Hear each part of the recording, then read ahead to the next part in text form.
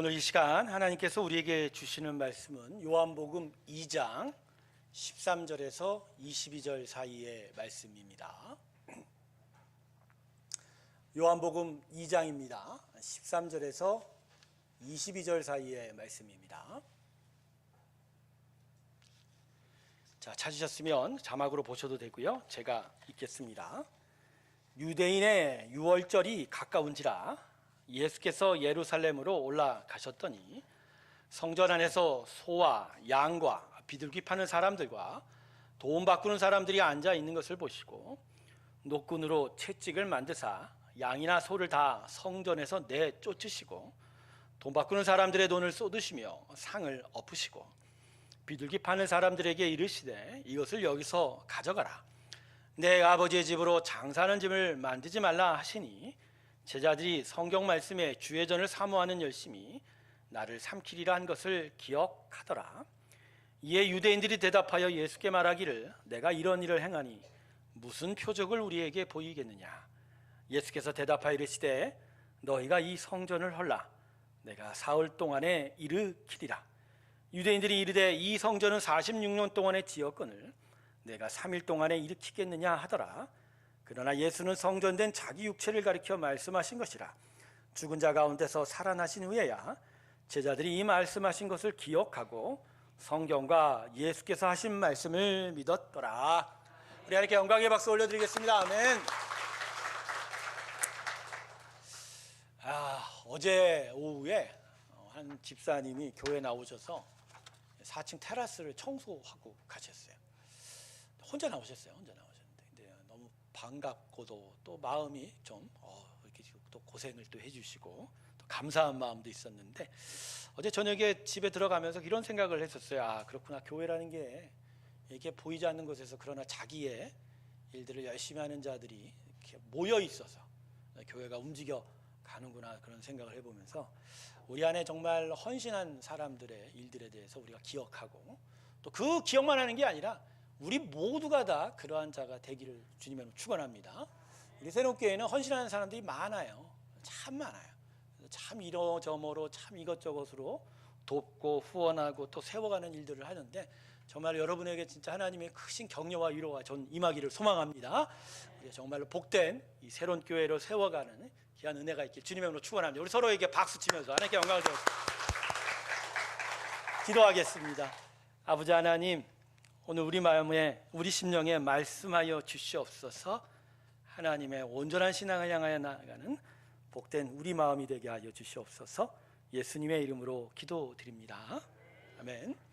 자, 오늘 본문은 예수님께서 예루살렘 성전을 방문하셔서 성전을 정결케 하는 일들을 기록하고 있습니다. 그런데 오늘 말씀의 의미가 이게 평범하지가 않지요. 먼저 이 정화 사건은 예수님의 사역에 있어서 그 위치가 평범하지가 않아요. 사실 요한복음은 이 초반부 2장에 두고 있지만 다른 세 권의 복음서에서는 예수님의 마지막 한 주간, 종료주일에 예루살렘 성을 마지막으로 방문하시고 그 다음날 처음 행한 일이 바로 이 성전 정결 사건, 이 성전 정화 사건입니다. 그러니까 예수님이 십자가를 짊어지기 위하여 그 가시던 그 걸음의 첫 번째 일이 이 성전 정화 사건이다. 그래서 이게 예수님에게는 참 중요한 의미가 있는 거예요. 그래서 좀 더 말씀드렸지만 요한복음 말고도 세 권의 복음서가 다, 네 권 전체가 다 공히 이 예루살렘 성전 정화 사건을 기록하고 있습니다. 그래서 오늘 우리는 이 말씀을 좀 더 평범하게 다른 때보다 더 긴장하여 들을 필요가 좀 있다. 당시 예루살렘 성전의 이방인의 뜰에는요, 희생 짐승, 제물로 바쳐진 희생 짐승, 짐승을 파는 장사꾼들과 환전상들이 진을 치고 있었습니다. 구약 율법에 보면 제사에 바쳐질 짐승은 모두 정결하고 흠이 없는 것으로 하라고 규정이 되어 있어요. 흠이 있으면 안 돼요. 그런데 문제는 제사에 드려질 이 희생 제물의 흠집, 정결치 못하는 것을 판별하는 권한은 누구한테 있냐? 제사장에게 있어요. 그러니까 아무리 제사 드릴 사람이 이거 괜찮아요 라고 해도 제사장이 아니라고 하면 아닌 거예요. 그러니까 제사를 못 드려요. 성전을 밖에 나가서 다시 가져오든지 해야 된다는 거예요. 근데 제사장들이 바로 이 권한을 악용해서 더러운 이익을 취하기 시작을 합니다. 예수님 당시에 성전 근처에는요, 희생제물을 파는 시장이 있었어요. 이게 양문이 보통 성전으로 바로 들어가는 문인데 그 양문 앞에 시장이 있었어요. 근데 원래 이 시장도 존재해서는 안 돼요. 율법에 보면, 특별히 레위기를 보면 1장에 보면 자신의 그 제사 드릴 짐승은 자신의 가축으로 하라고 했습니다. 자기가 집에서 말입니다, 기르던 짐승 중에 흠이 없는 것으로, 만일 기르지 못하는 비난한 자일 경우에만 구입하는 것을 허용을 했는데, 근데 이제 그 집에서 가축을 데리고 오면 되는 건데 이스라엘 땅이 좀 넓어요. 지금의 경상남북도보다 조금 더 큰 크기일 거예요. 아무리 저 구석구석마다 성전을 향하여 나온다는 게, 자기 혼자 힘으로도, 자기 몸으로도 걸어서 온다는 게 힘이 드는데 제사 드릴 짐승을 데리고 온다는 거, 그걸 살려서 와야 되잖아요. 그러니까 먹이까지도 갖고 와야 되는데 이게 얼마나 번거롭고 불편하겠습니까?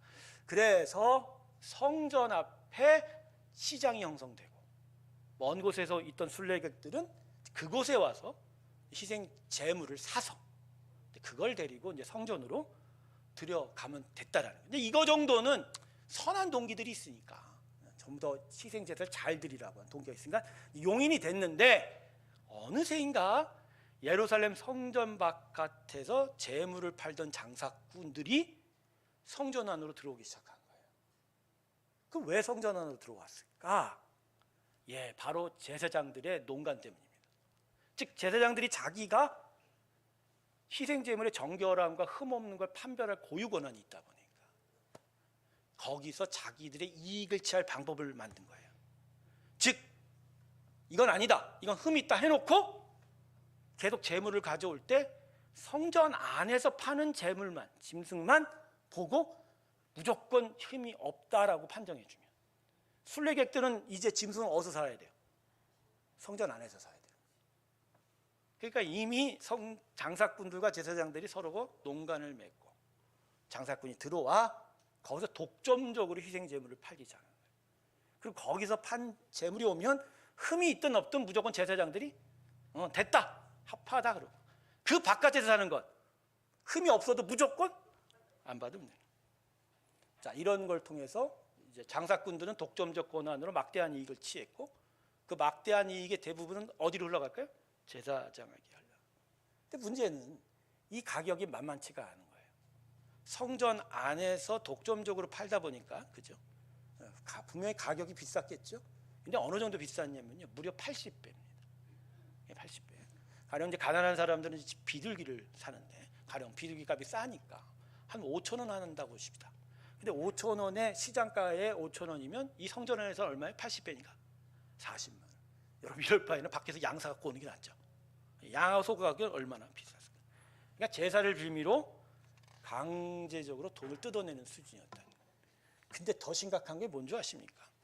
이 성전 안에 있는 상인들이 흠이 있는 제물을 팔았다는 거예요. 그러니까 무조건 제사장이 이건 흠이 없다, 정결하다라고 무조건 인정해 줄 거니까 그냥 아무 곳에서나 그냥 저른 짐승들, 흠 있는 짐승들 가져다가 그냥 함부로 팔아버리는, 더 많은 이득을 얻으려고 그런 거죠. 문제는 바로 이런 타락한 제사에 대해서 이스라엘 사람들이 거부하지를 않았다는 거부. 여러분 희생 제물을 드릴 때 이 제물을 죽이는 일을 제사장이 합니까? 누가 합니까?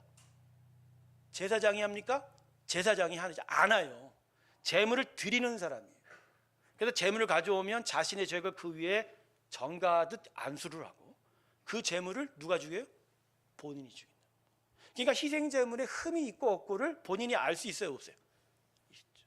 그런데도 이 일에 대해서 비용이 많이 들어가면서 불편하겠지만 흠 있는 것으로 하나님께 바치는 것에 대해서 별다른 의견을 제시하지 않고 그냥 제사 드리고 마음의 꺼리낌이 없었다라는 거예요. 그러니까 이 제사장의 타락은 결국 예배의 타락으로 이루어지고, 하나님께 온전하게 드려져야 될 예배가 이 제사장들의 탐욕과 이스라엘 백성들의 무분별한 관심 없음, 무관심으로 인하여 하나님께 기뻐 받을 수 없는 제사로 드려지기 시작을 했다라는 거죠. 그런데 성전의 타락은 이 장사꾼들만 있지 않았습니다. 오늘 본문 14절을 보면 장사꾼 말고도 누가 있었다고요? 환전상. 이 환정상들도 이 희생제물 파는 장사꾼들과 같은 맥락이에요. 자, 제사장들이 성전에서 드리는 헌금은 성전에서만 통용되는 화폐로 드리라고 이야기를 한 거예요. 근데 그 외면적인 구실은 그때 당시 드라크마라는 로마 동전을 사용했는데 이 동전 앞뒤에 로마 황제의 얼굴이 새겨져 있는 거예요. 그 로마 황제요, 만수무강하라는 이거 글귀가 써져 있고, 이게 신으로 주장하는 로마 황제를 섬기는 것이라 거부를 한 거예요. 우리는 이거 성전에서 받을 수 없다. 그래 놓고서 이제 사용하려고 하는 동전이 저 북쪽의 해안가에 있는 두로에서 만든 세겔이라는 은화인데 여기는 괜찮다는 거예요. 근데 그 세겔에 쓰여 있는 문장이 또 독수리예요. 여러분 로마 제국의 국장 그 문양이 뭔지 아십니까? 독수리예요, 독수리. 미국의 국장이 뭐죠? 독수리. 로마 제국 연결되는 거예요. 그 패권을 차지한 나라들이 대부분 그렇게 해서 별반 의미 차이가 있어요, 없어요? 문제는 바로 이렇게 동전을 바꿔가면서 교환 비용을 1대1로 하지 않고 차별을 주고 수수료를 떼가고 그 차익으로 결국 환정산뿐만 아니라 제사장들이 큰 이익을 취하게 되는 거죠. 그러니까 성전 안에 이게 장사하는 사람들은 가득했다. 그 제사의 준비부터 시작. 그리고 또 한 가지가 있는데 오늘 본문에는 기록되어 있지 않지만 마가복음 11장에 기록되어 있는데 성전을 함부로 지나다니는 사람들이 있었어요. 성전을. 여러분 당시 헤로스 대왕이 재건축 중인 이 성전의 크기가 어느 정도였을 것 같습니까? 자료를 찾아봤더니 미국의 미식 축구장의 거의 3배에서 4배 크기입니다. 그러니까 잠실 주경기장으로 생각하면 한 4개 정도의 크기라는 거죠.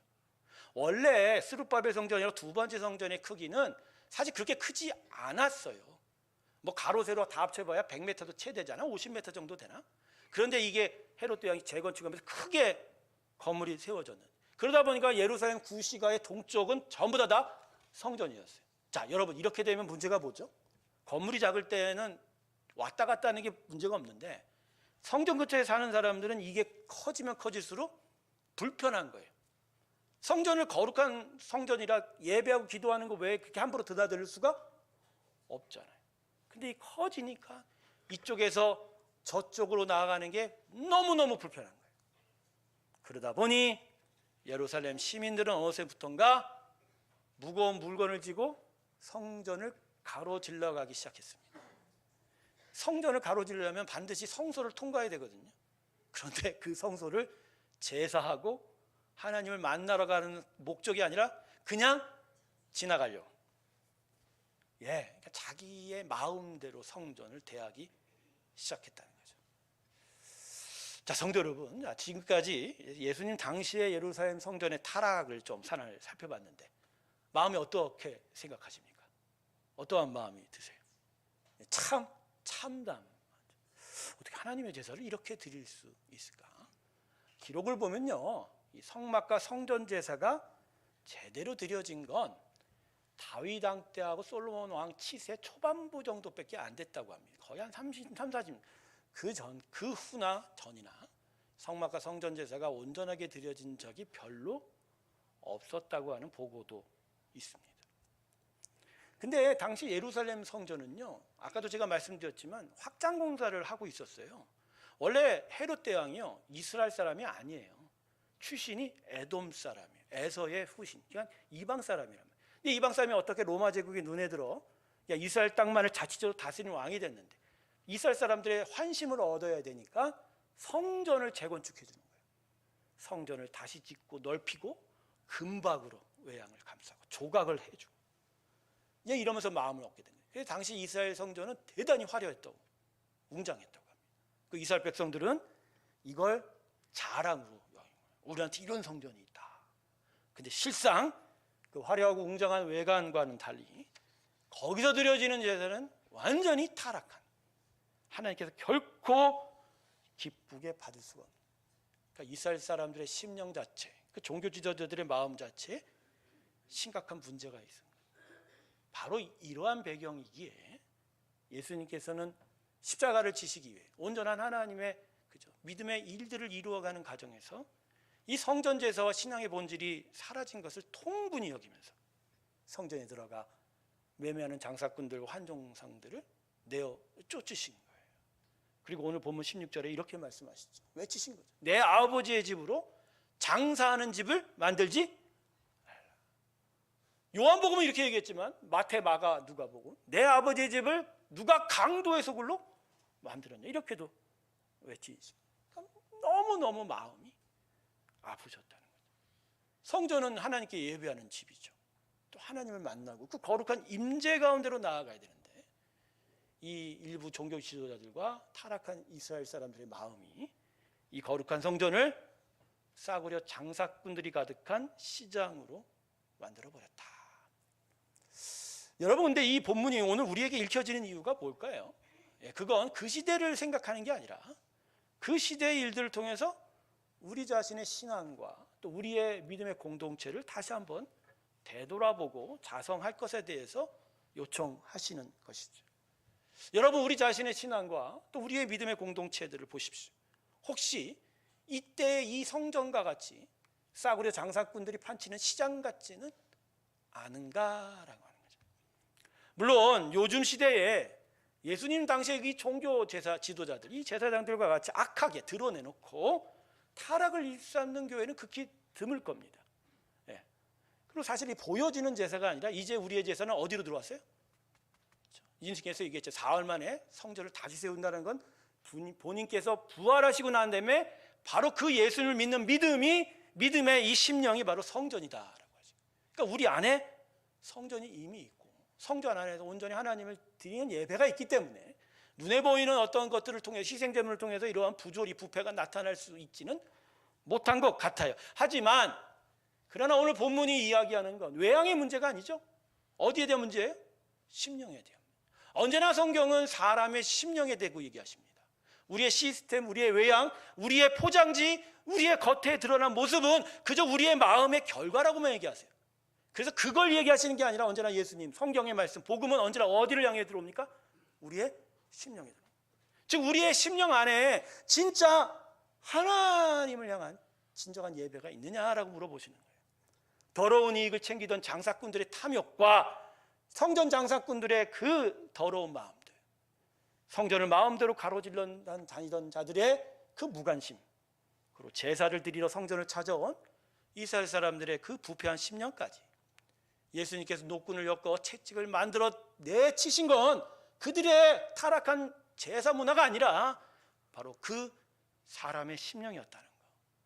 그래서 여러분, 오늘 본문의 성전 정화 사건은 우리의 심령을 되돌아보고 우리의 내면으로 연결되어져야 하는 거죠. 개인적으로는 신앙에 대한 본질을 생각해보고 공동체적으로는 우리가 정말 어떠한 믿음의 공동체로 하나님의 거룩한 공동체로 서야 되는지에 대해서 고민하기를 원하시는 거죠. 두 가지로 좀 여러분과 함께 은혜를 나누고자 합니다. 첫 번째는 개인적인 부분입니다. 이런 성전 정화 사건을 통해서 우리가 하나님의 은혜를 받을 때 하나님은 우리의 개인적인 부분에 있어서 신앙의 본질에 대해서 고민하라고 얘기하신 거예요. 오늘 본문의 이 일들이 결국 문제를 제기하는 것이 뭐죠?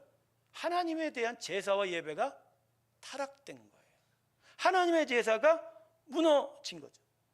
어떻게 흠이 있는 제물들이 그냥 아무렇게나 하나님께 드려질 수 있고 그걸 드리는 이스라엘 사람들이 그 어떤 의의도 제기지 않고자 했다는 거죠.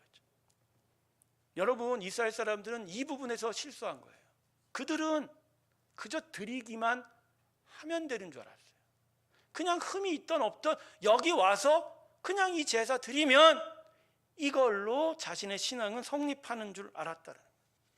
그러니까 그 모습으로 자기가 만족을 얻게 된 거죠. 하지만 하나님은 그렇지 않다라는 거예요. 만일 여러분이 오늘 이곳에서 예배할 때 마치 지금 드려지는 이 사람들의 모습과 이 분위기에 만족하시면 여러분은 예배하는 게 아니라 예배하는 신용하는 겁니다. 예배는 흉내내는 게 아니에요. 예배는 이 마음 안에서 하나님을 향해 진심으로 마음으로 다가갑니다. 할렐루야. 현대인의 성도들이 실수하는 지점이 바로 이 부분이에요. 우리는 어떤 식으로 하는 줄 아세요? 내가 서 있고 그 앞에 하나님을 데려옵니다. 그리고 하나님 앞에 예배한다고 하지만 거기서부터 복이 나오는 걸 생각합니다. 여러분 마음 안에 지금 여러분이 먼저 서 있고 하나님 그 다음입니다. 신앙은 그렇지 않아요. 신앙은 하나님은 살아계세요. 그분은 완전하신 하나님.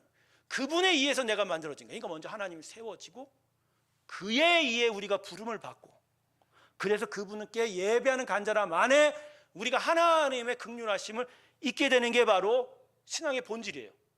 그런데 우리는 신앙의 본질이 거꾸로 된 거예요. 신앙이, 우리 신앙. 내가 먼저 잊고 하나님을 이 앞에 데려다 놓는다. 여러분, 오늘 예배가 여러분이 하나님을 데리고 오는 예배가 아니길 주님을 축원합니다. 하나님이 계시기에 내가 거기로 찾아, 목사님 내 마음에 하나님이, 그것도요, 마음에 내 하나님이 계신 곳으로 내 영이 움직여가는 게 예배인 거예요. 그런데 내가 가만히 앉아서 하나님이 여기 와 계시도록 하는 게 예배인가요? 코로나 시절에 우리가 집에서 영상으로 예배 드릴 수밖에 없었지만 그 문화가 자칫 우리를 타락시킬 수 있는 부분이 바로 이 지점인 거예요. 내가 앉아서 하나님이 오시는 줄 알는 거예요. 이게 버릇들면 안 되는 거예요. 버릇들면 안 돼요. 여러분, 이런 것을 가리켜 종교적 언어로 우상 숭배라는 거예요. 여러분, 지구상의 모든 우상 숭배의 공통점이 뭔지 아십니까? 자기 만족이에요. 자기 만족. 그러니까 내가 드리는 걸 끝나고 내가 바라는 것을 끝나는 거예요. 근데 제가 몇 번 강조하죠, 여러분. 우리의 예배는 내가 드리는 것으로 성립하는 게 아니라 하나님이 받으시는 것으로 성립하는. 그러니까 여기에 우리가 다 모여 있지만, 우리가 지금 예배의 모습을 띠고 있지만, 그러나 우리의 마음의 심령에 어떠한 고백이 있는 것을 통해서 하나님은 어떤 자의 예배는 받으시고 어떤 자의 예배는 안 받으십니다. 하나님이 그러실까요? 여러분, 가인이 아벨을 왜 죽였어요? 뭐에 질투해서? 하나님이 아벨은 받고 하나님이 왜 그러셨을까요? 그래서 여러분, 신앙의 본질은요, 바로 이런 거예요. 하나님을 먼저 생각하고 그분이 나를 받으실까에 대한 고민, 그래서 그분께 더욱더 간절함으로 나아가는 그 마음들 말입니다. 그래서 내가 진짜 참된 신앙의 본질을 가지고 살아가느냐는, 그 리트머스지는 무엇보다 항상 하나님은 나를 지금 어떻게 보시느냐에 대한 묵상이 있어야 돼요. 그리고 하나님은 지금 나를 향해서 어떠한 기쁨을 얻고 계시고 내가 진짜 하나님의 지금 기쁨이 되어 가고 있느냐, 여기에 대해서 끊임없는 자성과 묵상이 필요합니다. 할렐루야. 저는 많은 신앙인들에게서 어떤 착각을 목격합니다. 신앙의 본질은 구하지 못한 채 그냥 외양만 흉내낸다고 하나님은 우리를 아냐, 주여 주여 하는 자마다 하나님께서 모른다고 하실 수 있다고 그랬지 않습니까? 그들이 병도 고치고 선지자 행사를 했지만 하나님 모른다고 하셨죠. 이유가 뭐죠? 자기 만족이었지 진짜 하나님이 기뻐하는 뜻에 대해서 고민해봤냐?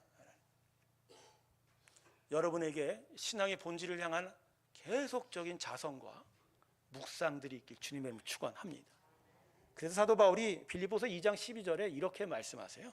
그러므로 나의 사랑하는 자들아, 너희가 나 있을 때뿐만 아니라 더욱 지금 나 없을 때에도, 어서부터 중요한데, 항상 복종하고 두렵고 떨림으로 너희 구원을 이루라. 할렐루야.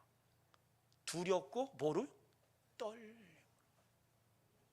이건 하나님을 무서워하라는 얘기가 아니고요, 하나님이 지금 나를 어떻게 받으실지에 대한 그 깊은 묵상과 자성을 이야기하고 있는 거예요. 여러분, 이 귀한 묵상들이, 자신의 되돌이키는 일들이 항상 여러분 마음에서 떠나지 않길 주님의 이름으로 축원합니다. 축원합니다. 두 번째, 이건 교회의 공동체적 숙제인데요, 우리 개인으로서는 하나님을 항상 묵상하고 자성해야 하지만 공동체로서는요, 이게 교회의 책임과 사명에 대한 고민이 계속 있어야 된다라는 거죠. 여러분, 교회가 뭐죠? 믿는 자들이 서로 하나님의 부르심에 모인 거예요. 근데 그 모임의 주체는 누구죠? 우리 서로가 모이게 했나요? 하나님이 부르신, 할렐루야. 하나님이 택하고 부르신. 그러니까 이 교회에서 무엇보다 중요한 건 하나님의 뜻이고 하나님의 나라고, 그분이 당신의 뜻을 이루어가는 하나님의 통치가 중요한 거예요. 오늘 본문에 우리가 정말 참담하게 느끼는 게 뭐죠? 이 제사장들이 지 뜻대로 하고 있는 거잖아요. 자기 율법의 권한을 가지고 정말 하나님께 거룩한 제사와 예배를 올릴 것에 대한 고민하는 게 아니라 어떻게 하면 내 뒷돈이 돈이 많이 차일까? 내가 어떻게 이득을 얻을까? 그것 때문에 허용치도 않은 장사꾼들을 성전 안으로 불러들인다든지 성전 앞을 통용시킨다든지, 그죠? 그리고 마음대로 성전을 가로지르는 사람도 결국 뭐예요? 하나님의 거룩한 임재가 상관 있는 게 아니라 내가 편한 대로 말입니다. 그래서 예수님께서 오늘 본문 19절을 보면 성전을 향해서 이렇게 말씀하십니다. 우리 본문 19절 한 목소리 읽을까요? 같이 한번 읽어보자. 같이 읽습니다. 시작.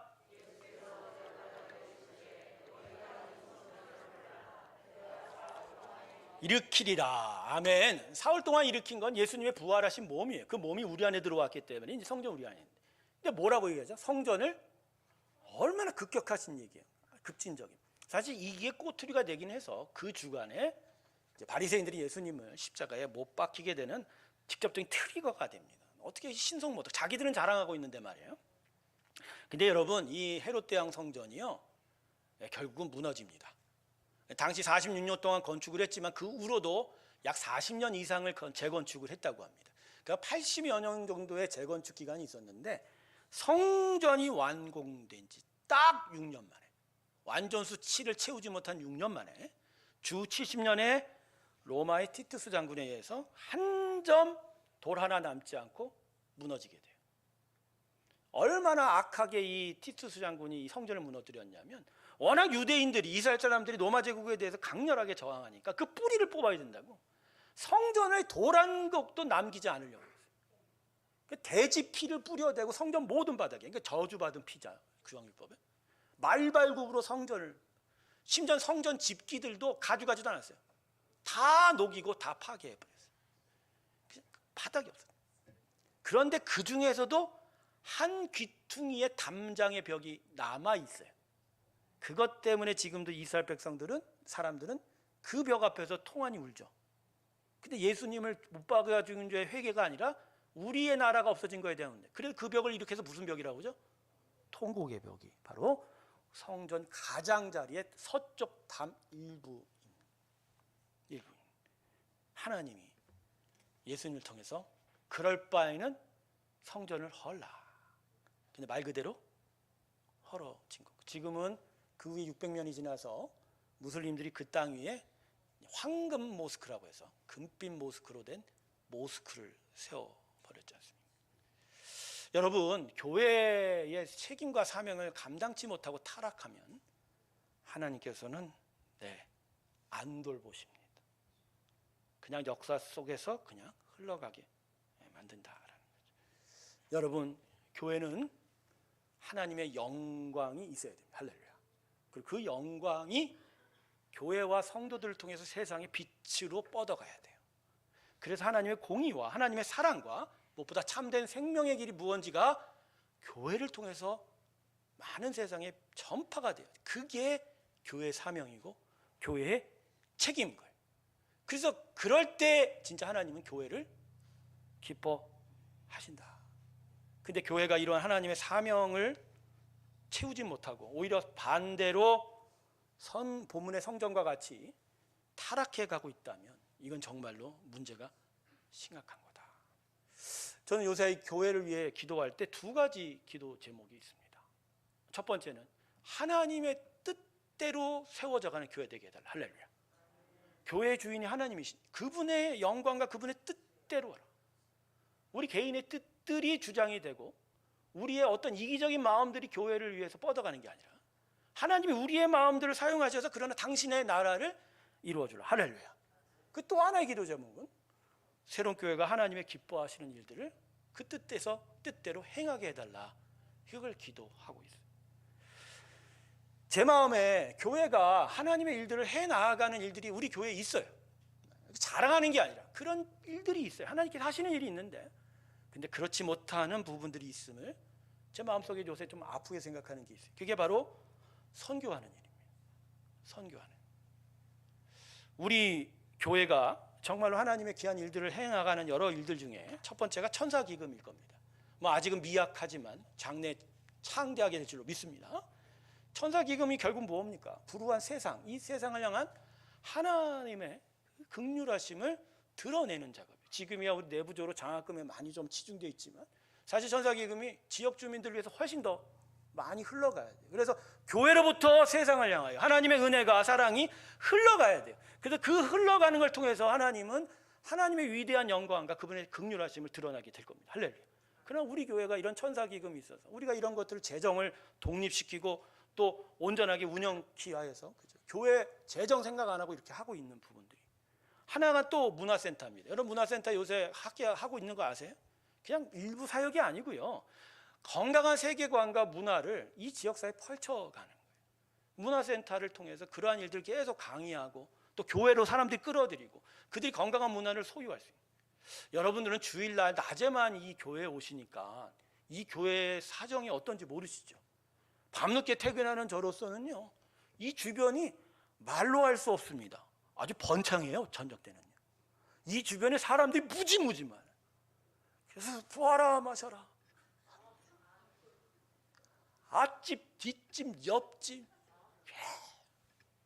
물론 식구들과 친구들과 함께 맛있는 음식을 먹고 같이 신령한 음료를 마시는 게 뭐가 문제겠습니까만 그게 도를 지나치면 이 지역이 빛을 건강한 빛이 아닌 어두움이 깃들 수 있는 부분들이죠. 근데 그 안에 한가운데 우리가 서 있어요.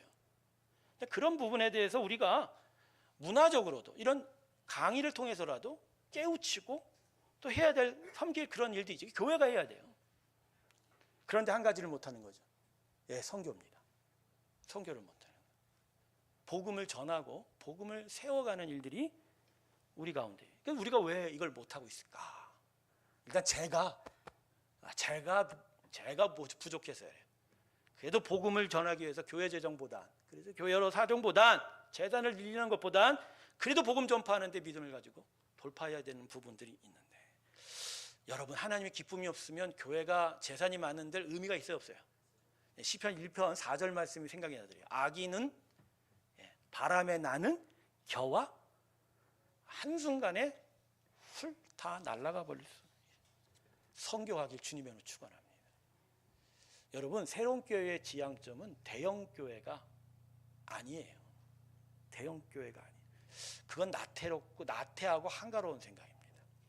요새 앞으로 한국교회 숫자가 어느 정도로 줄어들 줄 아세요? 지금 모든 교회들마다 통계가 있어요. 청년들의 숫자가 6분의 1이 줄어들었다. 오, 목사님 그렇게 많이요? 자, 일단 출산율이 절반이 났어요. 반토막. 그리고 모든 교회의 청년들이 3분의 1로 줄었어요. 그러면 2분의 1 곱하기 3분의 1은 뭐예요? 계산이 안 되지요.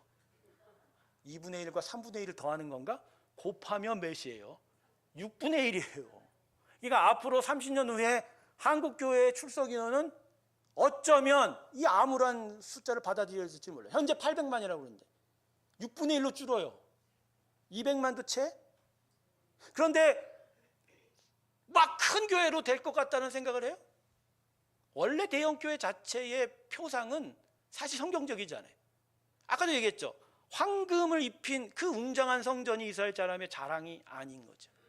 그들이 진짜 온전한 예배를 드림이 하나님 앞에 자기가 서야 될 기쁨이 됐어야 돼요. 대형 교회는 어쩔 수 없이 사람들이 많이 모였는데 거기서 이루어지는 일들의 내용이 중요한 거다. 결국 교회는 양이 아니라 뭘로 승부해야 된다? 질이. 할렐루야. 그래서 한국 교회가 이제 클 방법은 숫자가 아니에요. 질적으로 말입니다. 1905년 평양 잔대형교회로부터 시작했던 그 평양 대부흥이 그저 성령의 바람으로 한두 달 지내고 난 게 아니라 그 이후로 20-30년을 지속하며 한국 성도들의 심령을 지배하고 그들이 깨끗하고 그들이 올바르고 그들이 나라와 민족을 생각하면서 결국 3.1운동을 이루어지고 60만 세를 이루어지고 한국 근대화를 만들어내는 게 일제가 아니라 바로 교회가 성도들을 키워가고 그들의 가능성을 통해서 하나님의 나라가 세워졌다는 거예요. 그때 당시에도 한국교회 성도는 10분의 1도 되지 않았다는 거예요. 한국교회는 이제 질적으로 커져야 돼요. 그게 새로운 교회의 사명이다. 대만에 중소기업들이 많아서 잘 되지 않는다고 했습니다. 그걸 이제 일명 경제학적으로 강소기업이라고 하는데 저는 계속 그게 생각나요.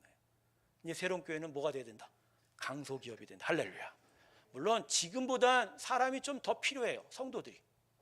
왜? 그 부분에 이런 어떤 운영들의 문제가 있기 때문에. 그런데 숫자만 세워가는 게 아니라 우리 안에 선교하고 전도하고 복음을 전하고 신학생들이 나타나고 목사가 생기고 선교사들이 파송이 돼요. 교회가 교회를 낳고, 그죠? 온전한 하나님의 나라를 세워가는 그 꿈들이 이 새로운 교회를 향한 하나님의 꿈이 될 줄로 믿습니다. 오늘 본문은 암울한 비전이지만, 본문이지만, 그러나 이 설교를 듣는 우리에게는 새로운 도전이 생겨야 돼요. 우리는 절대 그렇지 아니하리라. 하나님이 우리를 저 서쪽에서 이쪽으로 끌고 나온 건 똑같이 건물을 짓고 똑같이 그렇게 큰 모습으로 달려가는 걸 원하는 게 아니에요. 그 안에서 벌어진 우리의 폐역과 우리의 타락들이 다시 재성이 되고, 우리는 이제 신앙의 새로운 본분을 향해서, 본질을 향해서 계속적으로 묵상하고 고민하면서 이제 하나님의 나라를 온전히 세워가는 일이 우리 가운데 있어야 된다. 할렐루야. 이 일을 위해 우리 모두가 개인적으로는 나의 신앙의 본질의 회복을 위해서 묵상하면서도 진짜 우리 교회가 정말 하나님이 기뻐하는 정말 꿈의 교회가 되는 것을 향하여 마음을 합치길 주님의 이름으로 축원합니다. 예, 여러분, 이제 우리는 외양의 화려함으로 하나님 앞에 쓰지 않습니다. 우리는 이 안에 계신 성전 앞으로 내 마음의 진실을 담아 나아가야 될 거예요. 부족해도 됩니다. 모자라도 됩니다. 아직 안 자라도 됩니다. 그러나 하나님 그 나라를 내가 소망합니다. 그 나라를 세워가는 내 마음이 되게 하시고 이 귀한 교회 되게 해달라고 귀하게 주님 앞으로 달려가는 우리 모두가 되길 주님을 축원합니다. 말씀을 정리하겠습니다. 우리 모두 개인적으로는 자신의 영의 회복과 신앙의 본질을 되찾는 것에 끊임없는 고민과 묵상하시길 주님을 축원합니다. 그리고 교회는 더더욱 하나님의 복음 선파 사명에 충실하게 그 책임을 다하는 우리의 애씀들이 가득하길 원합니다. 이 귀한 은혜가 저와 여러분 가운데 있길 주님의 이름으로 축원합니다. 기도하겠습니다. 하나님, 우리 안에 새로운 도전이 있게 하시고 진짜 하나님 기뻐하는 나라를 세우게 하여 주시옵소서. 예수님 당시의 성전의 타락과는 정반대로 하나님께 올려드리는 예배가 있게 하시고, 또 모여있는 우리의 믿음의 공동체는 더더욱 주의 복음의 전파의 사명을 잘 감당하는, 그래서 전하고 흘려보내고 또 세우고 또 하나님의 교회들을 또 세워가는 귀한 일들로 함께하게 하여 주시옵소서. 예수님의 이름으로 기도드립니다. 우리 다 같이 94장 함께 찬송 부르면서 봉헌 드리겠습니다.